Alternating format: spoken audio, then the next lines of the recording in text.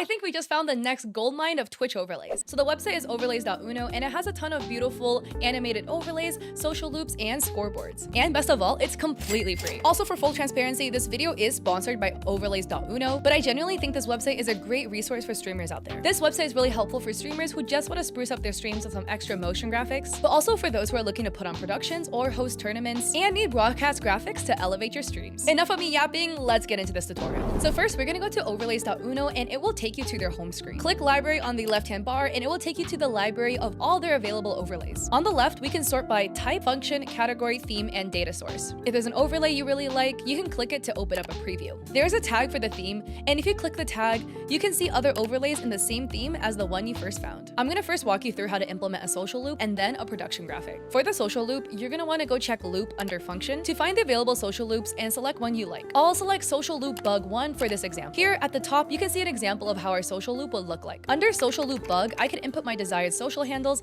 as well as toggle it on or off. Under customize, I can customize when it plays, how long it displays, the text format, background color, where it's located, and the size. Under settings, I can change how it's viewed, like toggling off the preview, turning it into light mode, which, why would you ever do this? Or changing the number of visible panels.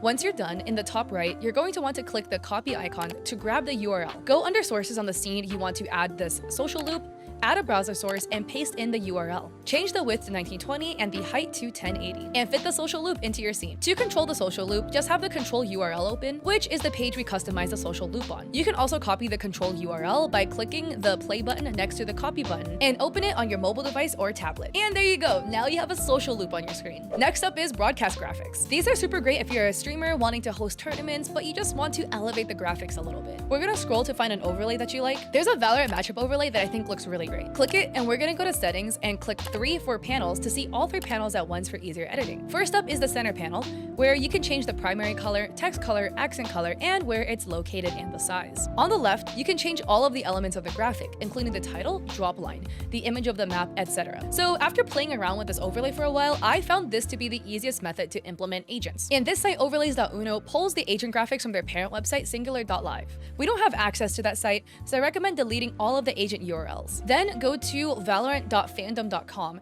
and search for the agent you're looking for. Click their artwork, which will open it up into a larger window. Right-click the agent photo and select Open Agent in New tab. Then copy the URL, but only everything up until it says .png. From my experience, I find that the image will break if you copy the entire URL, including everything after the .png. Then paste the URL where it says player left one image. Do this for all agent photos, and then under player image fit, select cover. We're doing this because the agent photos that we can get access to, which is on the public wiki, is of a different size than the ones that were originally put into Overlays.Uno. And unfortunately, to make sure all agents are the same size, we cannot mix and match photos. Anyways, you can then change the agent name and the name of the player playing it. This is the Valorant overlay, but could work for any 5v5 game. So once you're satisfied with the way this overlay looks, we're gonna copy the URL by clicking the copy button and then go to your OBS. Under the scene you want to add this overlay to, in sources, add a browser source and paste this URL in.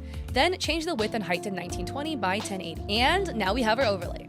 You can control the overlay in the control URL we just customized the overlay in. There's a toggle where you can toggle this on and off, and if you want to control this overlay outside of the PC, just copy the control URL by clicking the play icon next to the copy icon. You can control it through any computer, phone, or tablet, and the person controlling it doesn't have to be anywhere near the OBS that is running the overlay. I hope this helps you take your streams to the next level, and thank you so much Overlays.Uno for sponsoring this video. If you enjoy these free overlays and you want to help contribute to future overlays by giving feedback, be sure to join the Discord here, and I'll also put the link down below. All their overlays are driven through user feedback, and since it's a free resource, your help could make a big difference. And if this video helped you out, I'd appreciate it so much if you liked and subscribed. Again, I have a Ko-fi in which I have free resources for streamers and content creators, and an Etsy shop in which I sell arts and other overlays for streamers, and I also stream on Twitch 3 days a week, Mondays, Wednesdays, and Saturdays at 7 p.m. PST.